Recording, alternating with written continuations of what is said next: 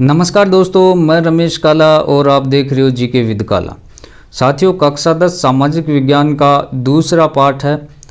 Board परीक्षा 2024 के हिसाब से पाठ्य पुस्तक के प्रश्न उत्तर और नोट्स करवाए जा रहे हैं। आपके चैनल को सब्सक्राइब करके बेल आइकन को प्रेस ज़रूर कर लें। पहला पाठ अपलोड कर दिया, प्लेलिस्ट में जाकर देख लें।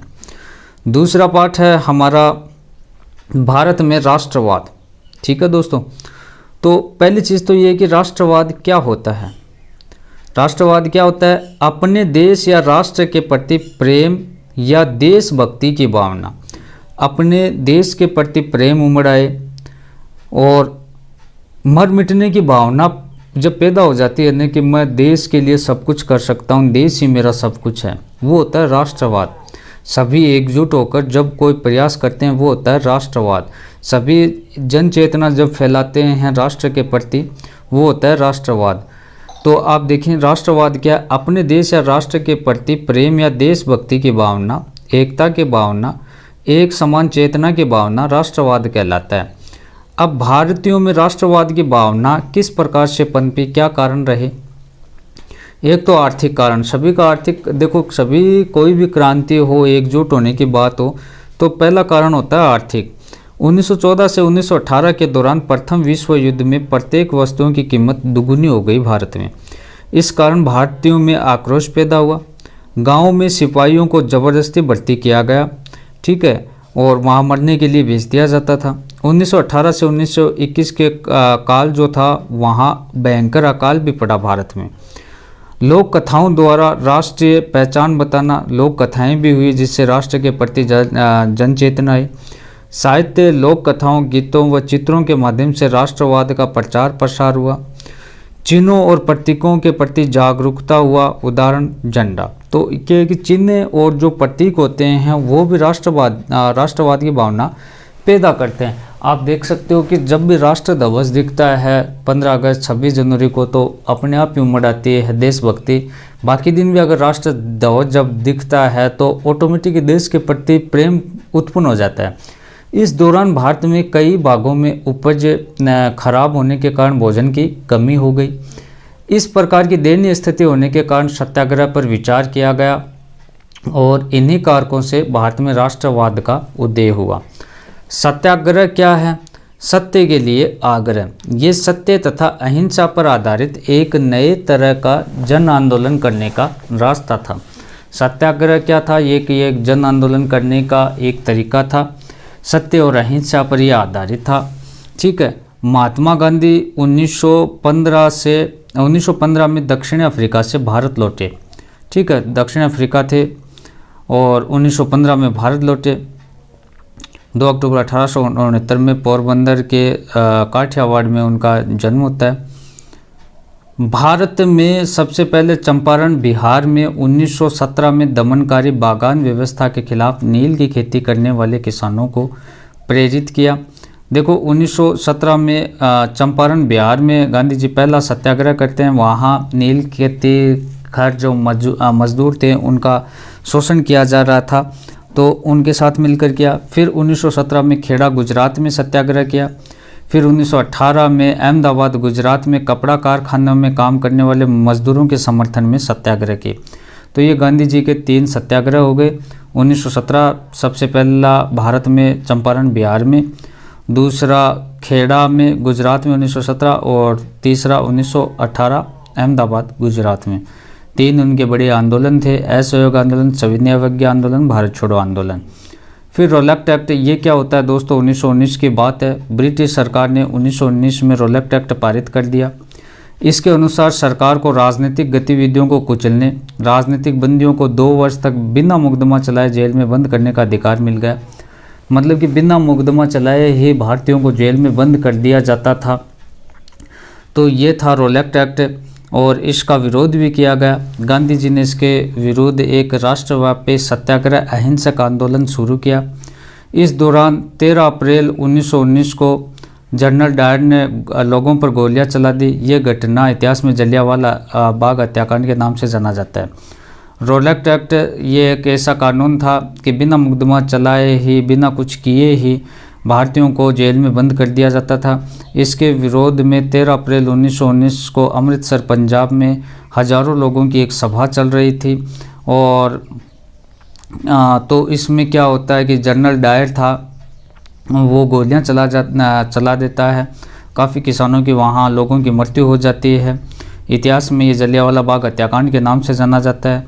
और ये जब घटनाएं होती है तो उसके बाद खिलाफत आंदोलन किया जाता है। महात्मा गांधी हिंदू मुस्लिम की एकता स्थापित करना चाहते थे। उनका मानना था कि हिंदू मुस्लिम एक रहे। उन्हें विश्वास था कि बिना हिंदू मुस्लिम लोगों को एक दूसरे के समीप लाए ऐसा कोई अखिल भारतीय आंदोलन खड़ा नहीं किया जा सकता। उनका ये मानना था कि जब तक हिंदू मुस्लिम एक नहीं होंगे तो बड़े लेवल पर आंदोलन नहीं हो सकता। इसलिए उन्होंने खिलाफत का मुद्दा उठाया। उसके बाद गांधी जी की पुस्तक आप देखें, सत्य के साथ मेरा प्रयोग और हिंद स्वराज, माई एक्सपेरिमेंटली विद ट्रूथ, सत्य के साथ मेरा प्रयोग और हिंद स्वराज, ये गांधी जी की 2 पुस्तक थी। हिंद स्वराज में गांधी जी ने भारत में ब्रिटिश शासन असहयोग पर जोर दिया था। अंग्रेज़ों के साथ असहयोग क्यों किया? तो गांधी जी का कहना था कि भारत में ब्रिटिश शासन भारतीयों के सहयोग से स्थापित हुआ था। उनका मानना था कि ब्रिटिश शासन वो भारतीयों के सहयोग से ही स्थापित हुआ। जब भारतीय असहयोग कर देंगे तो ये जो अंग्रेज़ हैं ये चले जाएंगे। गांधी जी का ऐसा मानना था। इसी सहयोग के कारण अंग्रेज़ों का शासन चल पा रहा है। अगर भारत के लोग अपना सहयोग वापस ले लें तो साल भर के भीतर ब्रिटिश शासन रह जाएगा, स्वशासन की स्थापना की जाएगी। असहयोग आंदोलन के कारण आप देखें, प्रथम विश्व युद्ध की समाप्ति पर अंग्रेज़ों द्वारा जब प्रथम विश्व युद्ध चल रहा था तो भारतीयों की स्थिति खराब हो रही थी। उसके बाद भारतीय जनता का उन्होंने शोषण शुरू कर दिया, रोलेक्ट एक्ट पारित किया और अंग्रेज़ों द्वारा भेदभावपूर्ण व्यवहार किया गया। जलियांवाला बाग हत्याकांड हुआ। कलकत्ता अधिवेशन में 1920 में कांग्रेस द्वारा असहयोग आंदोलन का प्रस्ताव बहुमत से पारित कर दिया गया। असहयोग आंदोलन का प्रस्ताव कब पारित किया गया? कलकत्ता अधिवेशन 1920 में। 1921 में गांधी जी ने असहयोग आंदोलन शुरू कर दिया। इस आंदोलन के दौरान विदेशी माल का बहिष्कार किया गया, शराब की दुकानों पर धरना दिया गया, विदेशी वस्त्रों की होली जलाई गई, उनको जलाया गया। हजारों विद्यार्थियों ने स्कूल कॉलेज छोड़ दिए, शिक्षकों ने त्यागपत्र दे दिया। अंग्रेजी सरकार द्वारा प्रदान की गई उपाधियों को वापस किया गया। गाँव में असहयोग आंदोलन व्यापक स्तर पर चल रहा था। फरवरी 1922 में महात्मा गांधी जी ने आंदोलन वापस ले लिया। क्यों लिया भाई? क्योंकि चौरी चौरा नामक जो स्थान था गोरखपुर यूपी में है, वहाँ प्रदर्शनकारी थे। जो पुलिस चौकी थी वो प्रदर्शनकारियों के अड़चन पैदा कर रही थी। प्रदर्शनकारी लोगों ने पुलिस पर प्रदर्शन कर रहे लोगों पर पुलिस ने गोलियां चला दी। लोग अपने गुस्से में हिंसक हो गए। प्रदर्शनकारियों ने थाने को जला दिया, जिसमें लगभग 22 पुलिस वाले वो जिंदा जल गए। इस घटना से परेशान होकर गांधी जी ने असहयोग आंदोलन स्थगित कर दिया या समाप्त कर दिया। फिर वो करते हैं सविनय अवज्ञा आंदोलन। 1927 में ब्रिटिश सरकार ने सर जॉन साइमन के नेतृत्व में एक आयोग का गठन किया, साइमन कमीशन। ठीक है, साइमन कमीशन, गो बैक आपने सुना होगा, नारे वगैरह लगते हैं। 1927 में ब्रिटिश सरकार ने सर जॉन साइमन के नेतृत्व में एक आयोग का गठन किया। इसमें 7 सदस्य थे जो सभी अंग्रेज थे। कांग्रेस ने साइमन कमीशन का बहिष्कार किया क्योंकि इसमें एक भी सदस्य भारतीय नहीं था। साइमन कमीशन के गठन का उद्देश्य था कि भारत में संवैधानिक व्यवस्था की कार्यशैली का अध्ययन किया जाए, कि भारत की कार्यशैली किस प्रकार की चली आ रही है, किस प्रकार से उसका संविधान बनाया जाए। तो इसलिए साइमन कमीशन का गठन किया गया। इसका विरोध किया क्योंकि इसमें 7 सदस्य थे, वो सभी अंग्रेज थे। दिसंबर 1929 में कांग्रेस के लाहौर अधिवेशन में पूर्ण स्वराज्य की मांगे औपचारिक रूप से मान ली गई। देखो, पूर्ण स्वराज्य की मांग कब की गई? 1929 के कांग्रेस अधिवेशन में। 26 जनवरी 1930 को स्वाधीनता दिवस घोषित किया गया। स्वाधीनता दिवस कब घोषित किया? 26 जनवरी 1930 को। और लोगों से आह्वान किया गया कि वे संपूर्ण स्वाधीनता के लिए संघर्ष करें। उसके बाद नमक यात्रा की गई क्योंकि सविनय अवज्ञा आंदोलन उनको शुरू करना था। सविनय अवज्ञा आंदोलन से पहले गांधी जी, उस समय लॉर्ड इरविन था, तो वाइस राय था लॉर्ड इरविन को गांधी जी 11 मांगे भेजते हैं। और लॉर्ड इरविन इनकी ओर ध्यान नहीं देता है, उन्हें ठुकरा देता है। तो गांधी जी कहता है कि मैंने घुटने टेक कर रोटी मांगी थी, प्रत्युत्तर में मुझे पत्थर मिला। अब इंतजार की घड़ियां समाप्त हुई और युद्ध का श्री गणेश होगा। सविनय अवज्ञा आंदोलन की वो शुरुआत करते हैं। जनवरी 1930 में गांधी जी ने लॉर्ड इरविन के समक्ष अपनी 11 मांगें रखी। इरविन ने मानने से इनकार कर दिया। गांधी जी ने 12 मार्च 1930 को अपने 78 कार्यकर्ताओं के साथ नमक यात्रा पर शुरू कर दी और ये यात्रा साबरमती में गांधी आश्रम से 240 किलोमीटर दूर दांडी नामक स्थान पर जाकर समाप्त होनी थी। साबरमती आश्रम से ये 240 किलोमीटर दूर थी, दांडी नामक स्थान पर जाकर समाप्त होनी थी। 6 अप्रैल 1930 को गांधी जी दांडी पहुंच जाते हैं। वहां नमक बनाकर सविनय अवज्ञा आंदोलन की शुरुआत करते हैं। हजारों लोगों ने नमक बनाकर नमक कानून तोड़ा। लोगों ने ब्रिटिश राज का बहिष्कार किया, शराब की दुकानों का बहिष्कार किया, विदेशी वस्तुओं का भी बहिष्कार किया। उसके बाद जब ये आंदोलन बड़े लेवल पर फैलता जा रहा था तो उसी समय गांधी और लॉर्ड इरविन के बीच समझौता होता है, जिसे गांधी इरविन समझौता कहा जाता है।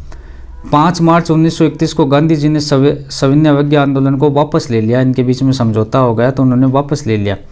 लॉर्ड इरविन के साथ एक समझौता पर हस्ताक्षर कर दिए, जिससे गांधी जी ने लंदन में होने वाले दूसरे गोलमेज सम्मेलन 1931 के सम्मेलन में हिस्सा लेने पर अपनी सहमति जता दी। लॉर्ड इरविन ने कहा कि आप 3 गोलमेज सम्मेलन होते हैं, तो उन्होंने कहा कि आप दूसरे गोलमेज सम्मेलन में आप भाग लें, आपकी मांगें वो मानी जाएगी। तो ऐसा करके गांधी जी ने यह आंदोलन वापस ले लिया। गोलमेज सम्मेलन विफल होने की हिस्सा लेने पर अपनी सहमति व्यक्त कर दी। फिर गोलमेज सम्मेलन में वो हिस्सा लेते हैं गांधी जी। गोलमेज सम्मेलन विफल होने पर गांधी जी ने 1932 में सविनय अवज्ञा आंदोलन पुनः शुरू कर देते हैं। 1931 में गोलमेज सम्मेलन में भाग लेते हैं, वो विफल हो जाता है, बातें नहीं बनती। 1932 में वो फिर से आंदोलन शुरू करते हैं।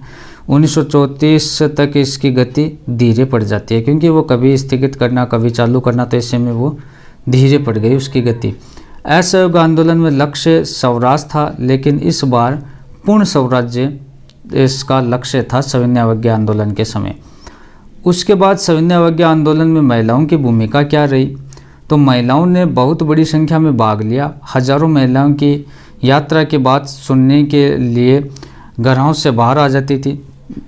सविनय अवज्ञा आंदोलन के समय महिलाओं ने काफ़ी भाग लिया। जब यात्रा चलती थी, सभा होती थी, तो महिलाएं घर से बाहर आ जाते थे उनकी बातें सुनने के लिए। कई महिलाएं जेल भी गई। पूना पैक्ट क्या है भाई, याद रखना। डॉक्टर भीमराव अंबेडकर और गांधी जी के बीच 1932 में पूना पैक्ट होता है। वंदे मातरम गीत के लेखक कौन थे? तो बंकिम चंद्र चटर्जी थे।